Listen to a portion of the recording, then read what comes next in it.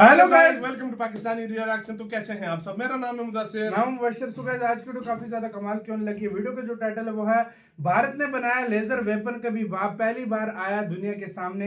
UN भी हुआ भारत के डीआरडीओ का फैन।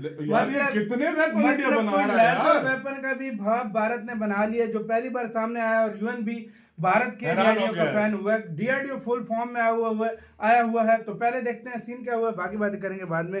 काउंट करते हैं, रेड वन एंड स्टार्ट। दोस्तों, स्वागत है आपका इनसाइट नॉलेज की एक और नई वीडियो में। आज की इस वीडियो में एक बार फिर से दो बड़ी खबरों के ऊपर बात करने वाले हैं, जिसमें हमारी पहली खबर भारत ने अपनी क्षमताओं को बढ़ाते हुए एक बड़ी उपलब्धि हासिल कर ली है, उसके ऊपर है। भारत ने एक ऐसा हथियार बना लिया है जिससे चीन और पाकिस्तान में हड़कंप मच गया है। भारत के डीआरडीओ ने मिसाइल और हथियारों को फेल करने के लिए माइक्रोवेव वेपन बना लिया है, जिसके बारे में आगे डिटेल में बात करेंगे। ये बेहद खास हथियार है जो कि युद्ध में एक गेम चेंजर साबित हो सकता है। वहीं पर हम दूसरी खबर में बात करेंगे यूनाइटेड नेशन के बारे में, जो कि एक बार फिर से भारत का मुरीद हो चुका है और भारत का डंका यूनाइटेड नेशन में एक बार फिर से बज रहा है, जिसकी तारीफ खुद यूएन के महासचिव ने की है। इसके बारे में भी इस वीडियो में जानेंगे। दोनों खबर काफी इंटरेस्टिंग है, इसलिए वीडियो को अंत तक जरूर देखिएगा। साथ ही अगर आप हमारे चैनल पर पहली बार आए हैं तो मेरी एक छोटी सी रिक्वेस्ट है कि नीचे दिए गए सब्सक्राइब बटन को प्रेस कर बेल आइकन को दबा लें, जिससे हमारी डेली वीडियो आप तक सबसे पहले पहुंच सके। तो चलिए शुरू करते हैं इस वीडियो को। दरअसल दोस्तों, जैसा कि हम सब जानते हैं कि इस वक्त दुनिया युद्ध के कगार पर खड़ी हुई है। ऐसे में सभी देश अपने हथियारों को, अपनी शक्तियों को मजबूत करने में जुटे हुए हैं। भारत जैसा देश भी अपने रक्षा बजट को बढ़ाने की ओर बढ़ रहा है और लगातार रक्षा और सेना को लेकर अपडेटेड हथियारों को दस्ते में शामिल किया जा रहा है। ऐसे में भारत ने एक और कामयाबी हासिल कर ली है।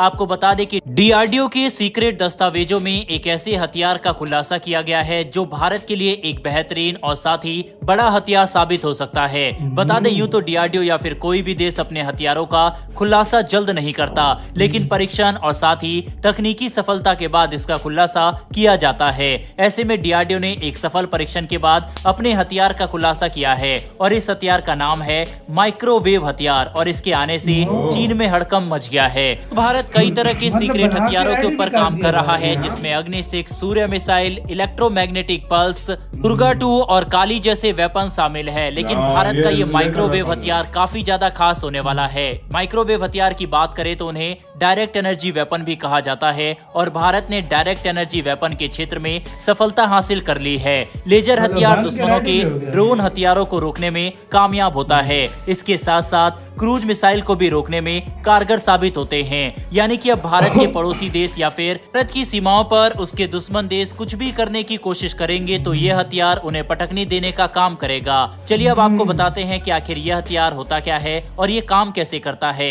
दरअसल माइक्रोवेव हथियार को डायरेक्ट एनर्जी वेपन कहा जाता है और ये शरीर के पानी को गर्म करने का काम करते हैं। माइक्रोवेव हथियार कम घातक होते हैं और इससे मौत का खतरा नहीं होता। ये बस शरीर में पानी को गर्म करता है, जैसे माइक्रोवेव ओवन काम करता है, ऐसे ही माइक्रोवेव वेपन भी काम करता है। इन हथियारों से शरीर का तापमान 50 डिग्री सेल्सियस तक पहुंच जाता है, जो कि सामान्य से काफी ज्यादा अधिक होता है। इस हथियार की चपेट में आने से उल्टी आना, कमजोरी आना, नाक से खून बहना शुरू हो जाता है। हालांकि माइक्रोवेव वेपन सेफ है या नहीं, इस पर अभी तक कोई भी रिसर्च सामने नहीं आई है। इसके साथ ही माइक्रोवेव वेपन इलेक्ट्रॉनिक हथियार मिसाइल को नुकसान पहुंचा सकता है। दुश्मन के रडार, कम्युनिकेशन डिवाइस, जमीन से हवा में मार करने वाले मिसाइल को खराब करने के काम आता है। हालांकि अमेरिका ने इस तरह के हथियार को 2007 में ही डेवलप कर लिया था। साथ ही 2014 में चीन ने भी इसमें सफलता हासिल कर ली थी। इसके बाद रूस, यूनाइटेड किंगडम, ईरान और तुर्की के पास ये हथियार मौजूद है और अब भारत भी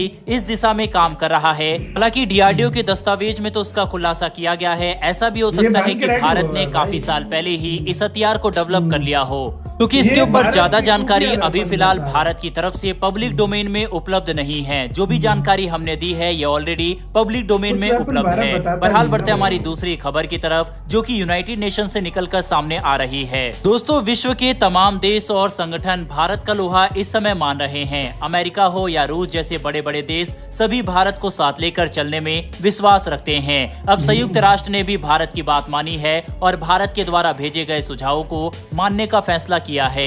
यूएन ने भारत के द्वारा G20 की अध्यक्षता को लेकर तारीफ की है।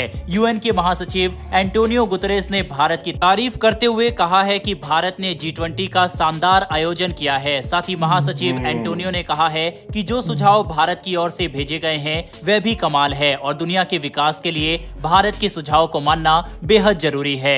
दरअसल भारत ने मल्टीलैटरल डेवलपमेंट बैंक्स को लेकर सुझाव पूरे विश्व के सामने रखे थे। इन्हीं को लेकर यूएन ने भारत की तारीफ की है। यूएन ने कहा है कि भविष्य के लिहाज से ये काम बेहद जरूरी है।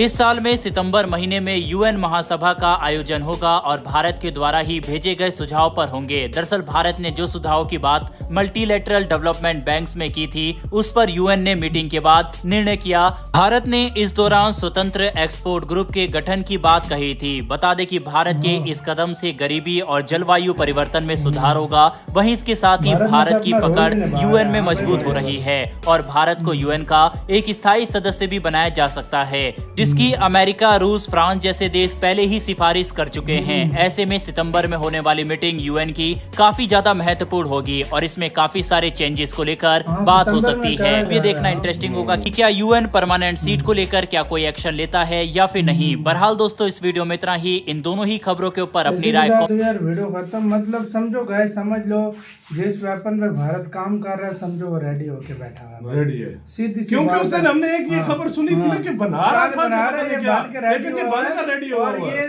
भारत ने कुछ सालों से बना के रखा है। जिस तरह भारत हाँ, अभी बता रहा है। सालों से हम खबरें सुन रहे थे भाई दुर्गा 2 वेपन रेडी है, दुर्गा 2 वेपन चाइना बॉर्डर पे भी लगा दिया, वो चाइना बॉर्डर पे भी लगा, टेंशन स्टार्ट हुई उधर वो भी किसी लगा को दिया। कानो कान खबर नहीं हुई, चाइना बॉर्डर पे भी लग गया। ये ऐसे इंडिया काम करता ये है। मतलब ऐसा वेपन है कि अंदर से पानी उल्टी शुल्टी करके बेहोश हो जाएंगे तो हाँ। फिर जाहिर बात है वो लड़ने लायक तो रहेंगे नहीं सही और बात है। रडार शडार में उनके हाँ। जाम करेगा।